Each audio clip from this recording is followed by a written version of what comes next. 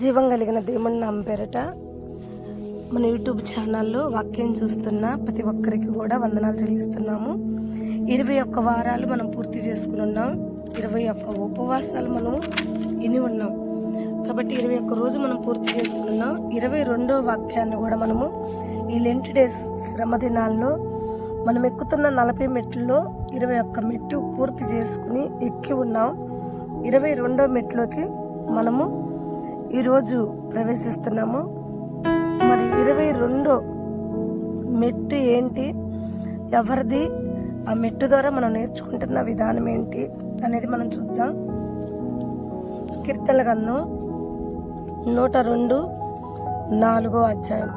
ఇంకా మనందరికి తెలిసిన విషయం, దావీదు ఒక్క దుఃఖ దినాలు దేవుడితో మొరపెడుతున్న సమయాలు, దేవుడి వద్ద మొరపెడుతున్నాడు.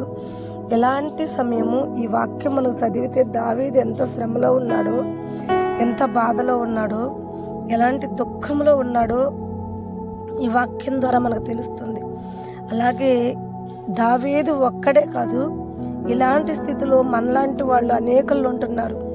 మనకి కూడా ఒక్కోసారి ఈ స్థితి, ఈ పరిస్థితి ఎదురవుతూ ఉంటుంది. అయితే దావీదు ఏం చెప్తున్నాడు, దేవుడితో ఏం మాట్లాడుతున్నాడు? కీర్తనల గ్రంథం 102:4. ఎండ దెబ్బకు వాడిపోయిన గడ్డి వలె నా హృదయము వాడిపోయి ఉన్నది, భోజనము చేయుటకును నేను మర్చిపోయి ఉన్నాను. చూడండి, మర్చిపోయాను అంటున్నాడు. భోజనం చేయటం కూడా మర్చిపోయాడంట. అంటే దావీదు ఉపవాసం ఉన్నాడని ఇక్కడ మనకు తెలుస్తుంది. ఎట్లా ఉంది అతను ఒక జీవితం అంటే, ఎండ దెబ్బకు వాడిపోయిన గడ్డి ఎలా ఉంటుందో తెలుసు కదా, మనందరికి కూడా తెలిసిన విషయం.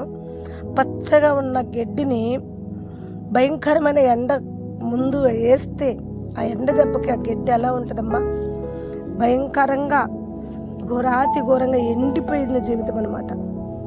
దావీదు కూడా నా హృదయం ఎండిపోయింది అని చెప్తున్నాడు ఇక్కడ. అంటే కన్నీరు కార్చి శోధన సహించి భారం భరాయించి తన హృదయం ఎలా ఉందంటే అంగలార్పుగా ఉంది, ఎండిపోయింది. ఎడారి భూమి ఎలా ఎండిపోయి ఉందో దావీదు హృదయం కూడా అలాగే ఉంది. అయితే తను ఎంత శోధనలో ఉండి ఉపవాసం చేశాడంటే, అసలు నేను అన్నం తింటాం కూడా మర్చిపోయానని దేవుడితో చెప్తున్న మాటలను బట్టి మనకి చాలా అర్థమవుతుంది. ఎందుకంటే ఏ సమయంలో ఒక మనిషి అన్నం తింటాం మర్చిపోతాడో బాగా జ్ఞాపకం చేసుకోండి. సంతోషం వచ్చిన మనిషి బలం కొరకు కావలసిన సమస్తాన్ని తెచ్చుకుని తింటారు. కానీ బాధతో ఉన్న మనిషి మాత్రం ఏది తినాలన్నా, ఎంత బంగారం, ఎంత వెండి, ఎన్ని కలగోసి, ఎన్ని ఇచ్చి, ఎంత శ్రేష్టమైన ఆహారం తీసుకొచ్చి మన ముందు పెట్టినా ఆ బంగారం, ఆ ఎండి, ఆ ఆహారం ఏది కూడా మనం తీసుకోలేం. ఎందుకంటే అలా బాధ, దుఃఖము, ఘోరమైన కన్నీళ్లతో మనం ఉంటాం కాబట్టి ఆ సమయంలో ఏది తీసుకోవటానికి కూడా మనం ఇష్టపడము. అలాగే ఎంత దుఃఖం వస్తే దావీదు అంటున్నాడు, నేను అన్నము కూడా మర్చిపోయాను తింటము అని అంటున్నాడంటే, చాలాసార్లు శ్రమలు మనల్ని కుంగదీస్తూ ఉంటాయి, చాలాసార్లు బాధలు మనల్ని ఇబ్బంది పెడుతూ ఉంటుంది. ఆ శ్రమల దెబ్బకి, ఆ బాధల దెబ్బకి మన హృదయము ఎండిపోయి ఉంటుంది.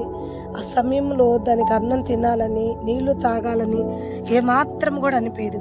అయితే ప్రియమైన బిడ్డలారా, ఒక్క మాట, దావీదు ఈ ఎండిపోయిన హృదయము అంటున్నాడు కదా, దేవుడు ఆ ఎండిపోయిన హృదయాన్ని ఎలా దీవించాడో మనందరికి తెలిసిన విషయం.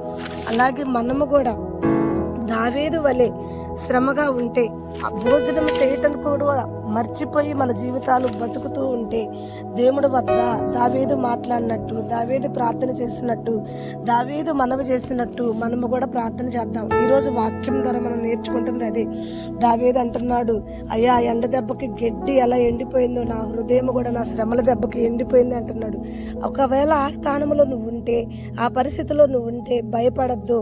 దావీదుని బలపరిచిన దేవుడు, దావీదు హృదయం హృదయాన్ని గాయాలు కట్టిన దేవుడు ఈరోజు నీ ఉపవాసాన్ని జ్ఞాపకం చేసుకుని నీ హృదయంలో ఉన్న భారాన్ని తీసివేసి దేవాతి దేవుడు నీకు సమాధానం కలుగజేస్తును గాక.